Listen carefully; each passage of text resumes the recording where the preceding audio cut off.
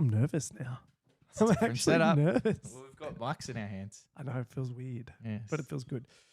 All right, welcome back to another episode of Sports for Dummies. My name is Josh, joined by a fellow co-host, Dummy John Merchant. How you doing? Good, Joshy. How are you? I'm excited. different. Very different. We're in a bit of a new setup, as you could see here, so something a bit different. We've got some sounds that we can play and things that we can do. So Sports for Dummies has come to the 21st century.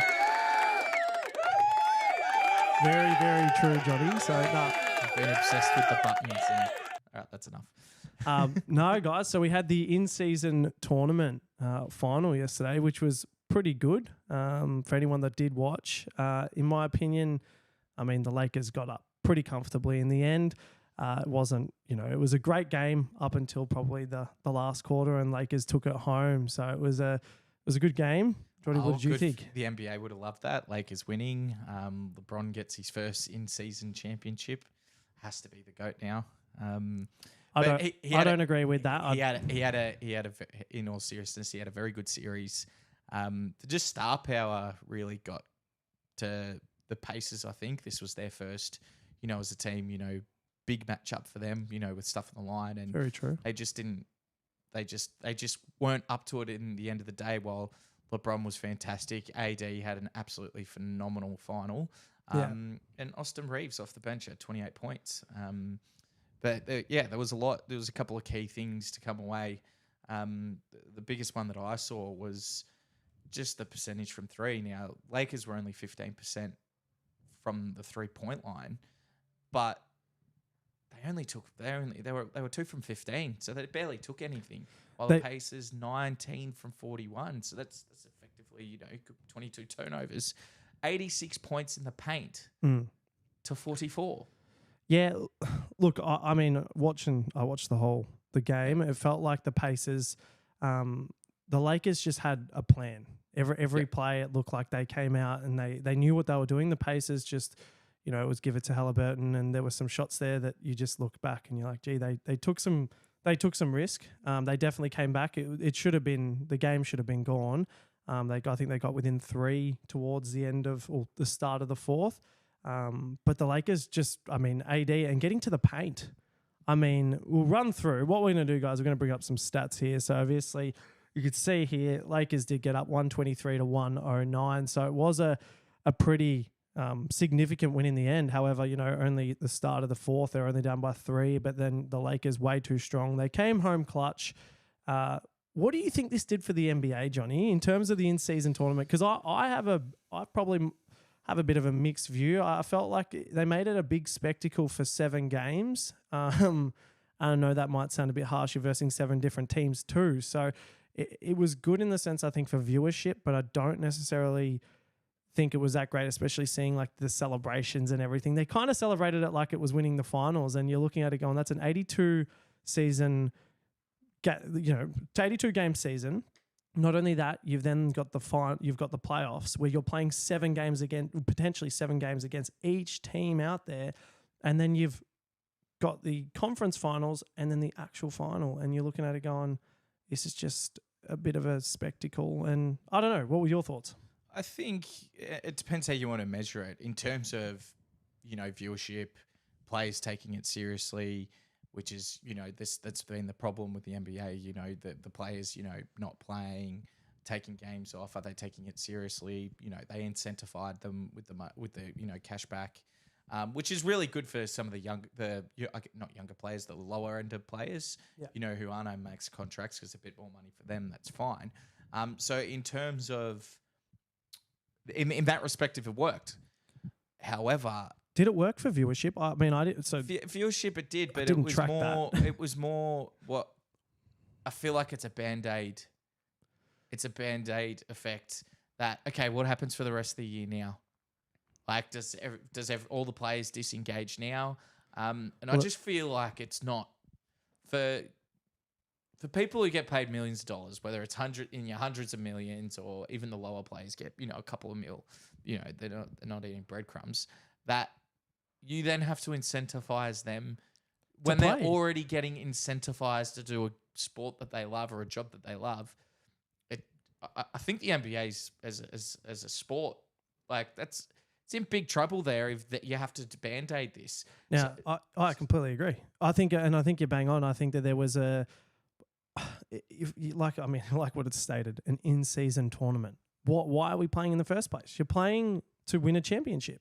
Yep. You're playing to win the finals, and at the end of the day, we're doing a little spectacle off the side to incentivize these players to make sure that they don't, actually, they turn up. I would suggest, why wouldn't they do a shorter season, like what we talked about? And not only that, you could argue, what about all the sponsors and everything, visibility, all that sort of stuff, and all that, if you cut say for example you cut 82 games to 62 games, well then all the sponsors are missing out on 20 games of viewership. But what happens if you make those games, obviously all the demand's going to be there still, and arguably when you have a day where you've got 10 games on, who's actually watching all those 10 games in the first place? No one. So why wouldn't you spread them across? I don't know. That, to me, it made more sense not to do this and to incentivize players who are earning millions of dollars. Like, really? Well, it's like, well, people are already paying money, but you have to be incentivized to do that. So what, you just don't take regular season serious.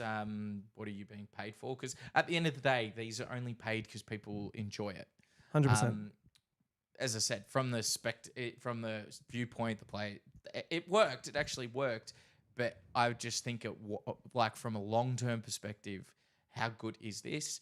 What happens now? Do players, again, do they disengage from what happens? And like you said, they're counting this as a championship. There was a tournament MVP. That's fine. LeBron needed the money, clearly. LeBron needed the money. Can we talk to that, actually? Who won the MVP? LeBron James won the tournament MVP. And deserving winner too. Like, he was absolutely phenomenal. He was shooting 60% from 3 points going into the final. Like, for a guy who's averaging 36% from 3, to go at 60%, he was huge. But it wasn't just him. Anthony Davis, averaged 20 and 11, had 40 and 20 in that final. Austin Reeves was very important, but LeBron was a deserving winner of the tournament. I just hope, you've already seen it in social media land though, people counting it as another championship. It's not though. And LeBron you won round 19. Well done. And not only that, we spoke about this. It does nothing. It shouldn't do anything to the reputation of how good these players are who are playing in these in-season tournaments. It matters in the finals when the actual championship is won. And I think that if anyone goes, LeBron's the greatest, look, his job is to bring his team and bring his A game. And he's done that. Look, to be fair, to be quite frank, at his age and what he's doing it's phenomenal. Impressive. And he's made this in-season tournament really, he's done his part. 100%. And he's defying Father Time. He's playing at a A+ level. It's amazing. But I'll go back and find round 20 stats for Michael Jordan and see what his stats were in there. It's an in-season tournament. It was a bit of fun. Literally, let's look at who won 7 games. You could literally just get that stat up and go, who won 7 in a row from round 13 through to game 13. What was everyone's round 20 stat? Yeah, literally. So but just for people to say, it's another championship, it's another MVP. Well, who cares? Like. No, and the one thing I didn't like though, I saw some of the celebrations and they're drinking out of the cup. Now, I don't know if they're drinking alcohol, but like, come on, guys! Like, the fact that this is my point. We're incentivizing these guys. They're. I don't know how it went for viewership. Meaning, I don't know if it sparked fans to watch through. It definitely. I mean, NBA, I feel like for what the NBA wanted done, it achieved. Yeah. But for me, it just tells me how fragile is the regular season, then, that you had to do this. 100%. That these players needed this. And we have spoken about shorting it. I think that's a pretty good idea. Would there be any implications that you could see? Of course it was, because that's an extra 22 games where sponsors, not only that, actually venues too, venues as well. Revenue would drop massively. It's like AFL are obsessed with 22 games. But then I guess 22, so why are they doing an in-season tournament then? Is Well, it to it's to get incentivize people to get there? Yeah, to get people and it gives the players they're playing for something more. Well, All-Star Weekend is almost a bit but of that that. game's a farce. Yeah, That's that's just shit. the 3-point shot now. They should bring they should have some more emphasis. And the slam dunk contest used to be good up until they bring in some the stars don't play in it anymore. But this is the thing. Shouldn't even have to say shorten, because all the players of the past, before they were making big money, they just played.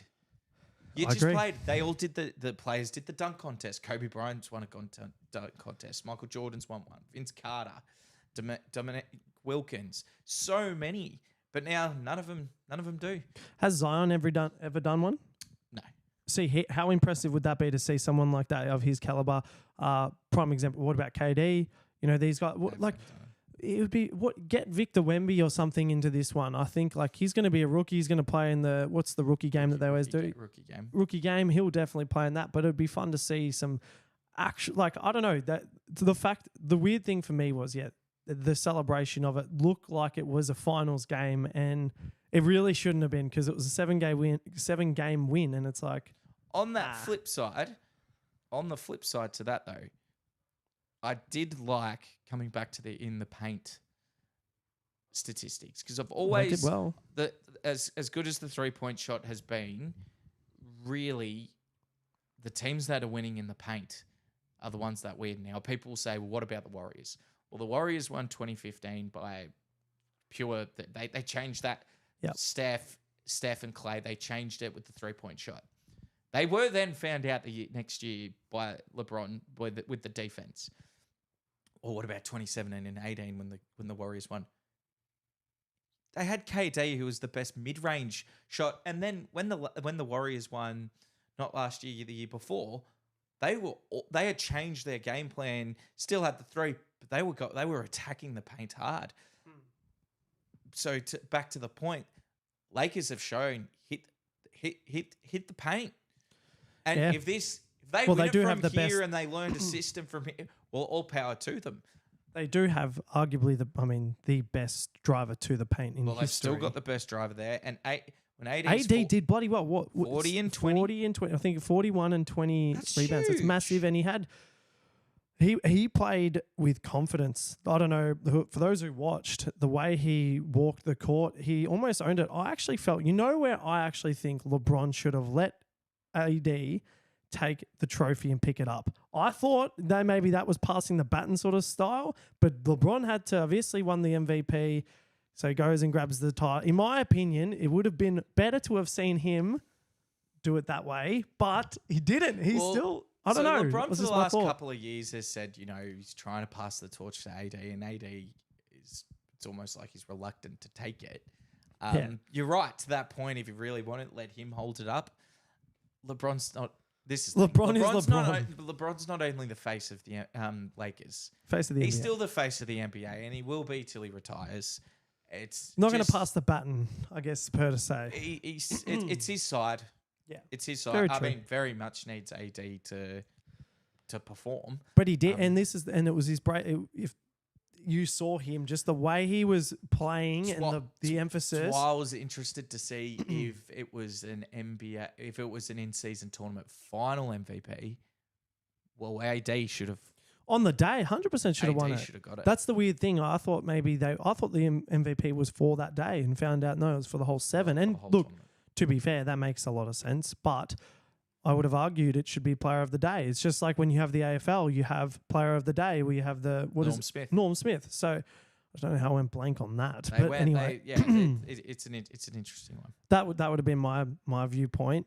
But yeah, that pretty much wraps up. This is the first sort of episode with the new sort of layout. We're going to be doing a new sort of location on the next few. This week's going to be a lot of trial and error.